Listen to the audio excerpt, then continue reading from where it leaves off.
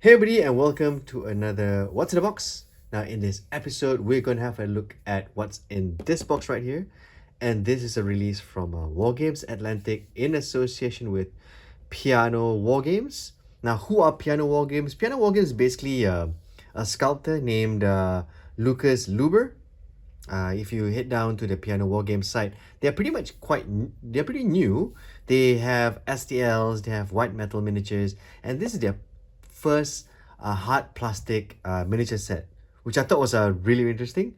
He or the company Piano Wargames seems to concentrate on the 1809 period, which I thought was also interesting because that's very specific, and I think that's very specialized, which is a great thing.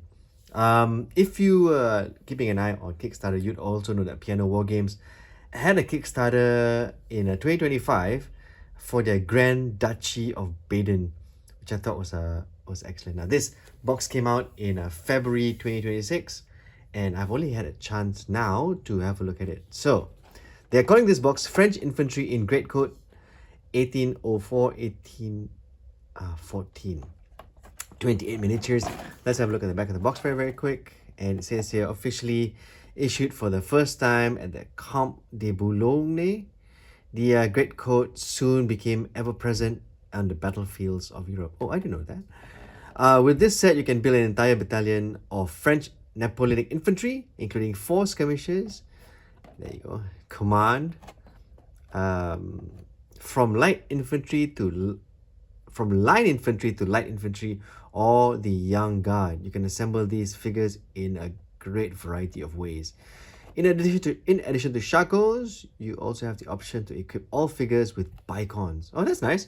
So I like the fact that the box has a whole lot of options, but let's have a look inside so that we'll see what options do they really give.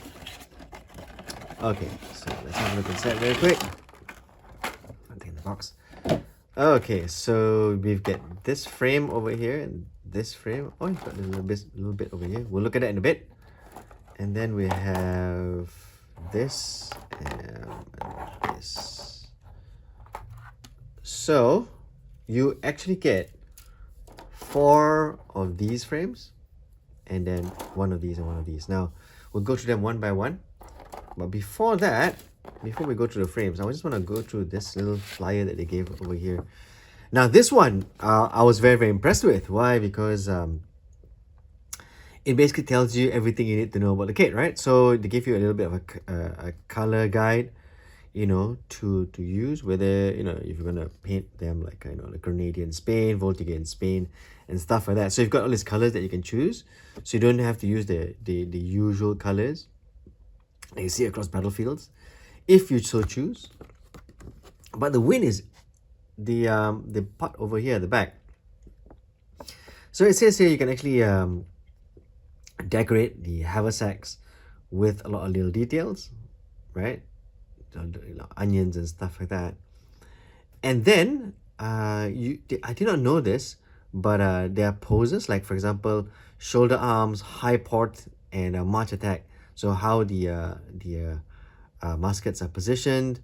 And over here, they give you a little bit of help. So A1 and A2 on the frame for Fusiliers. B1 and B2 are for elite company, if you're looking to put this together as such.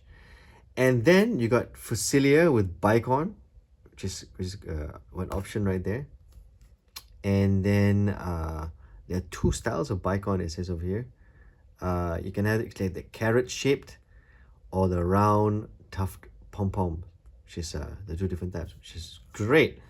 Then there's a variety of heads that you can use that they give you. You got Elite Company, Bearskin. Sorry, a variety of heads for the Elite Company. You got Bearskins, Bicons, and Shakos, and just the different ones you get here. And then you can make, he says here, you can make NCOs from regular Elite Company figures. Use the NCO musket arm from the command frame together with a suitable left arm. And then these examples. I think this is a really great idea, and I'm surprised it's not done often enough. Or if they are, I'm surprised I haven't seen them before. This is a great way to get new players into the game, right? Because a lot of times when players get into my shop and they want to get into Napoleonic, the biggest problem they have is painting. In fact, when I first started painting my Napoleonics, I had painting paralysis. To start, I wasn't so sure what colors went where. I didn't want to make a mistake. And cards like this actually help, right? Because the last thing you want, especially for a newbie, is to be laughed across the battlefield, like, you know, how you've made a mistake with your miniature, right? And a set like this with instructions like that really, really, really help. So this is a huge plus. Okay, so let's have a look at the frames that we've got. Now, the first frame we're going to have a look at, let's put it over here.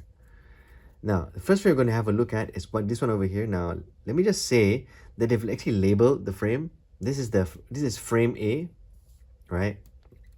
And this is where you get your line infantry. Now, let's have a look at the heads. As with everything, Wargames Atlantic. In fact, it's quite common now for a lot of manufacturers to have a whole variety of heads for the joy of it. And you can see you got your bear skins, and you got your different shakos. You know, some are line shakos, and some are elite shakos and stuff. And then you got your bicons over here. Quite a variety. So you got 6, 7 that I can see at the moment, and you've got on this frame 1, 2, 3, 4, 5, right? You got so you got more heads than you have torsos, which is a great thing. Then you got all these different options for arms and weapons and stuff like that.